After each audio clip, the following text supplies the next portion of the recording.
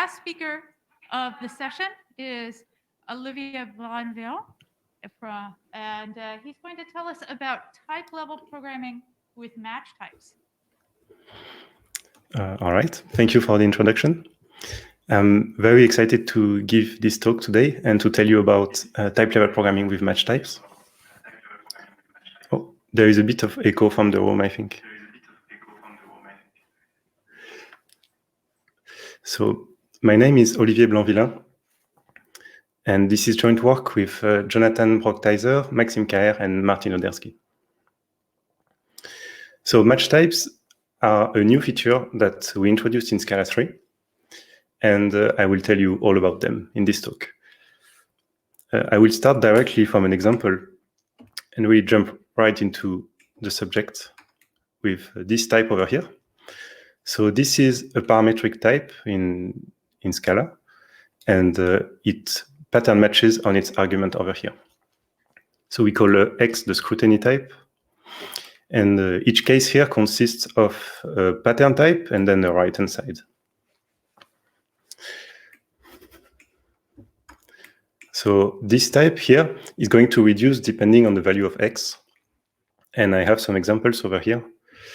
For instance, lm of string reduces to char because it goes through the first case, and lm of int to int, it goes through the last case, and lm of list of int via the second case over here. So it goes recursively, first extracting the type argument of list, and then reducing as int. So there are a lot of things to explain from this simple example over here. And the first and foremost thing is that we do pattern matching using subtyping. And what I mean by that is that when we reduce this type over here, we check if int is a subtype of each of the patterns. Any over here is Scala stop type. So int is a subtype of any, and this type reduces over here. Now, the second thing about this type over here is that the patterns are considered sequentially. So it really goes one after the other like this. And if we reorder the patterns, it can change the semantics. For instance, if you put the last case first, then the other two cases would become unreachable because any is a wildcard in this case. It catch all pattern. And then there is a third point about this example, which is not directly visible from these examples, which is that in addition to subtyping, we also need to check when reducing a match type that the scrutiny is disjoint from every type or every pattern that comes before. So let me show you this with, again, lm of int.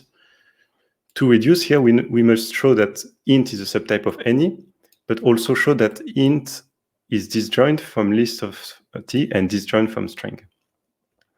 And so disjointness really plays a central role in our design, and I will come back to it later.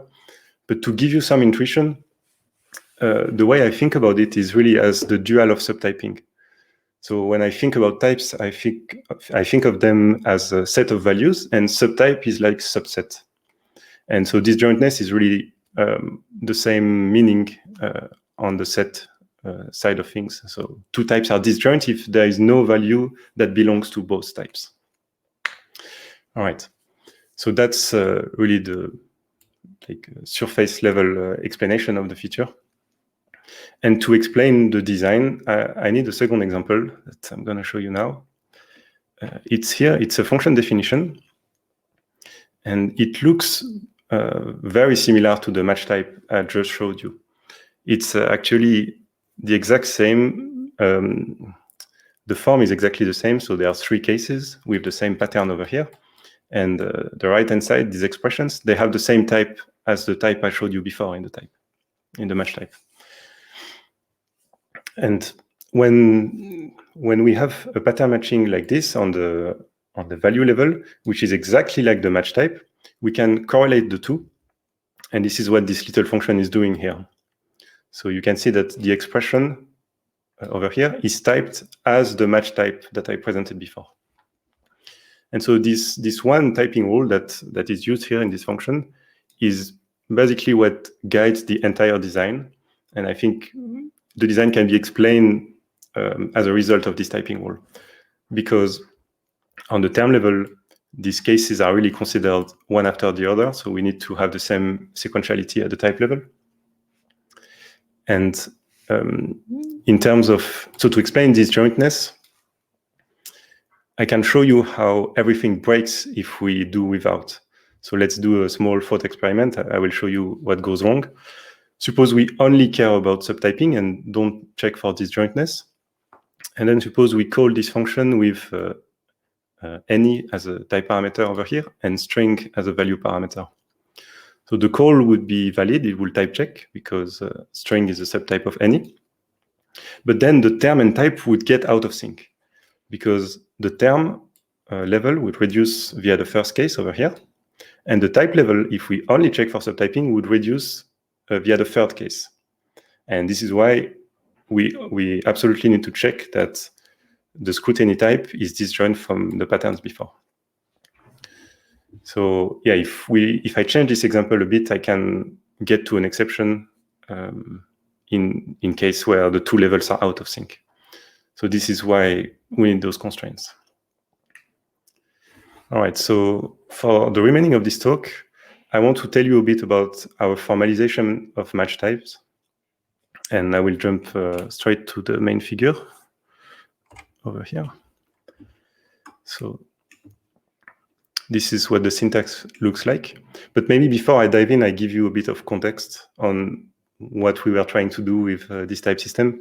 So our goal was really to make something as simple as possible, but sufficient to explain match types. So that's really the goal. And it's self-contained, and you will see it's very simple. The second goal of the type system is to give us some confidence that our design is sound and that the rules we came up with make sense. So let me start with the syntax over here. Everything that you see with a white background is actually taken verbatim from system F sub. So our system is really based on F sub, system F with subtyping, and we extend it with a couple of new constructs. The first one being classes, which are defined externally. So our system takes as argument a set of classes, which is called C, and each element in this set gives rise to a constructor and a couple of types over here. One type for the class and one type for the constructor singleton. The difference between these two types is that the class also includes all the subclasses, while the singleton is exactly this constructor. It only refers to the term. And then our system also has pattern matching here on the term level, here on the type level. It's the syntax is similar to what I showed you in Scala, except for this or t in the end. This corresponds to a catch-all pattern, and it's a way to make sure that all our pattern matching is exhaustive. We don't want to think about exceptions in this simple setting. So that's for the syntax. We also have two more parameters for the system. I will show you with the evaluation rule. This rule over here is the evaluation of a match expression, and it uses the second parameter, psi, which describes subclasses. So it's subtyping between classes. And so what this rule is saying here is to reduce an expression like this, it must be that the scrutiny is a subclass of the nth pattern, and it's not a subclass of any of the patterns before. So that's what it looks like on the term level. And at the type level, it happens within subtyping. So I'll jump to that rule as well. This is I think the interesting rule. So this is match type reduction. And this actually defines two rules, because the conclusion of the rule is mutual subtyping. So you can think of it as one rule for one direction and another rule for the other direction. And the premise of this rule is really what I explained in the introduction. So we say that this type here reduces to the nth case if the scrutiny is a subtype of the nth pattern and is disjoint from every pattern that comes before. Let me now tell you a bit about disjointness. So this symbol over here, this is a relation in the calculus, which is defined over here. And it's mutually recursive with subtyping. And it uses the third and last parameter of the system, which is Kjaer over here. And Kjaer is, again, a relation on classes, which expresses the static knowledge that we have about classes that cannot overlap, so classes that are disjoint. And these three parameters together, they correspond to what you would find in a Scala program. So we have the set of classes over here, the inheritance relation and the disjointness relation. Let me give you an example of these parameters to make it maybe more clear. I have over here on the left some Scala definitions, and on the right I have an instantiation of the system. So the classes are simply, they appear, there is one class for each type. I use the initials over here. And the psi, so the inheritance relation, it's almost a one-on-one mapping to the extent clauses, except for the transitivity. So for instance, this class over here also extends a vehicle because it's a bicycle. And then the third parameter, Kjaer, corresponds to what we know about these classes, assuming separate compilation. And so here I have to dive into Scala specifics. And I will start with the final keyword, which is the same as in Java. It simply states that this class cannot be extended any further. And so as a result of this keyword, we know that the wheel cannot overlap with, for instance, this trait over here, vehicle. So we know that wheel and vehicle are disjoint. And then there is something similar with sealed, and more things can be concluded about classes as well because of single inheritance, but I don't want to go into details here. So this is the very high-level overview of our system. In terms of formal results, I can jump to the next figure, which is over here. We have a receptive proof for our system that looks like this. So these are all the lemmas, and it's relatively standard, so based on progress and preservation. It actually comes in two forms with the paper. One of them is handwritten pen and paper, about 20 pages long.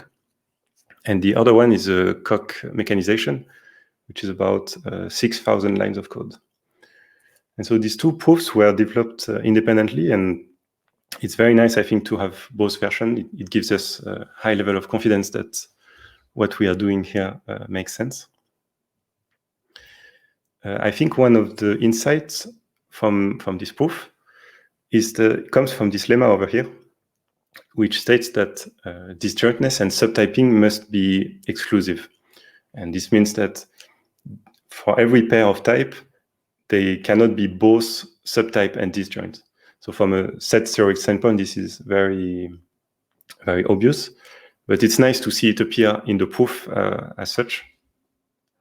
And another insight from the proof is that the disjointness relation doesn't have to be complete. So it's actually perfectly fine as far as soundness is concerned to remove part of the disjointness relation, get rid of some rules that would work. So here, for instance, if we remove one of those rules, everything still works. And this helps for the implementation because this is an algorithm for us in the compiler. And so it helps to know that we can leave some cases out without breaking. And I'm going to move on to the last part of this presentation, which is a small example. So we have a case study in the paper where we explain how to use match types and what you can do with them. This is the starting point for this example.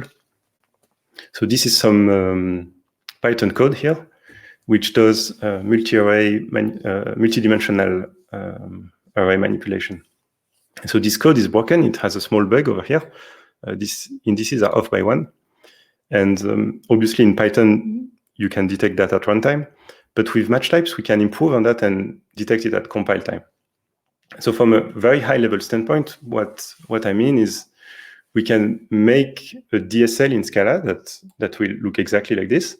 but we can also write a small domain-specific type checker just for this DSL, which is going to enforce whatever we need. So in this case, we are talking about dimensions. So we want the dimension to correspond to the operations. For instance, over here, this reshape operation is some form of reshaping or reordering of a matrix. So it takes a matrix as input and returns another one. The shape that we give here must have the same number of elements as the matrix that we have over here. And so what we build in this example is really like a type level mirror of whatever is going on in Python, so that we can track these dimensions at compile time. And so we can detect this error and raise something here and say, okay, this matrix here, it's not actually 5 by 5. It's something else. So that's the example. And I think this is all I have for the talk. So thanks a lot for your attention, and I'll be happy to take any question.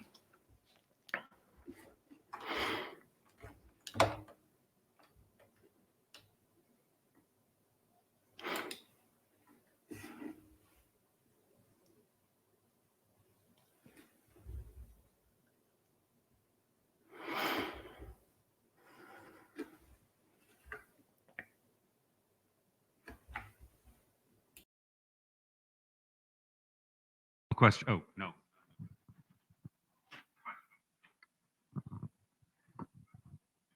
Hi, can you hear me? Yes. Yes. Great. This is Richard Eisenberg from Tweeg. I actually have a couple of questions. I'll start with this. So when you have your term level match, and you said that will work as long as the structure is exactly the same as the type level match. Mm-hmm. It looked from your grammar that, for example, you couldn't do sort of other pattern matching at the term level. You could only do sort of this type level match, even though it's at runtime. Is that correct? Yes, it's absolutely correct. So the only part that can be correlated between term and type is this type test patterns. So the simplest pattern that we have in Scala. The other patterns are not, I mean, they don't translate to the type level at the moment.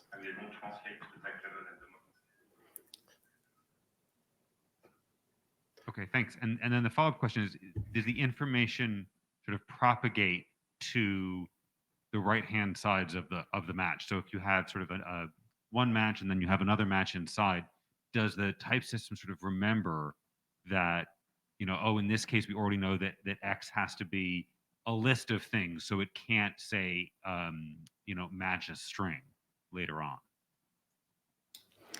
So maybe that's not a very clear question. Yeah, so are you talking about GADT type logic?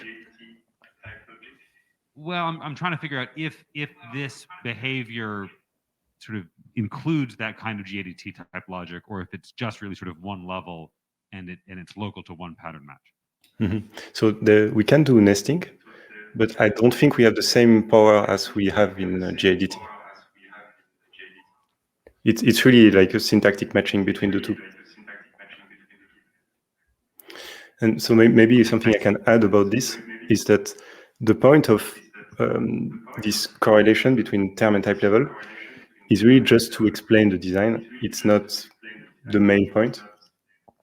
So I think it's mostly to justify what we did, but it's not intended to be used as a dependent type language, even though it has some of the flavor.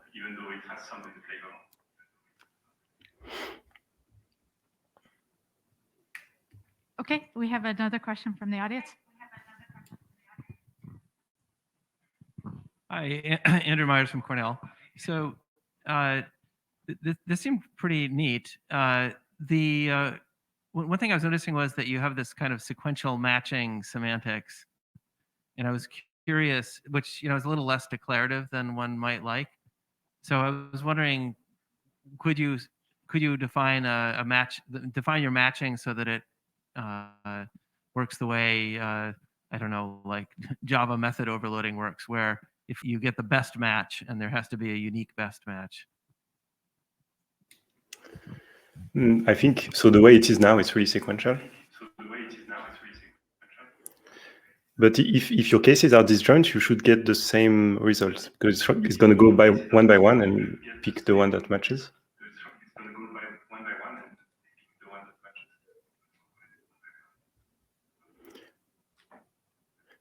I'm not sure if this answers the question.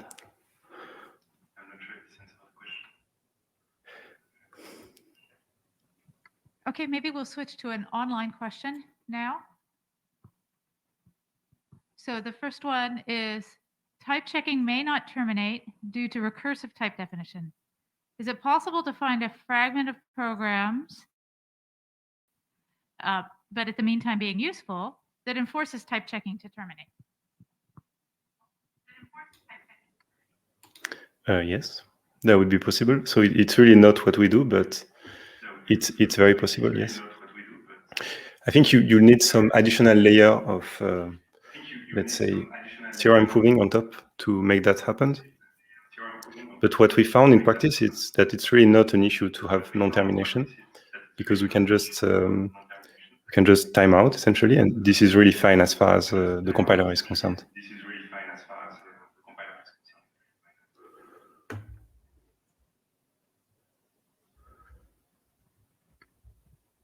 Okay, the next online question is, how do match types compare to type families?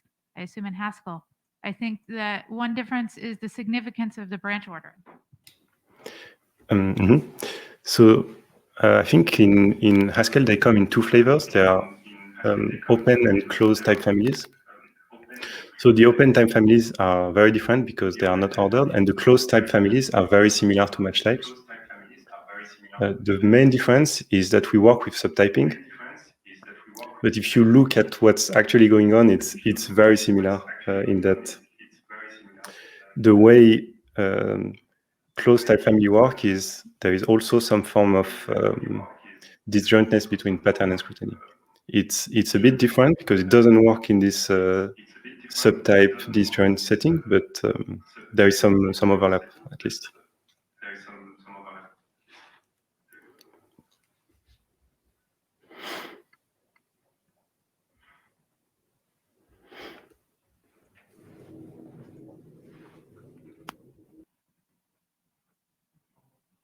Okay, last question. So another online question. Your work reminds me of polytypic programming as in Haskell. Is your work related to polytypic programming in any way? I've never seen this term, so I really don't know, but I will check it out.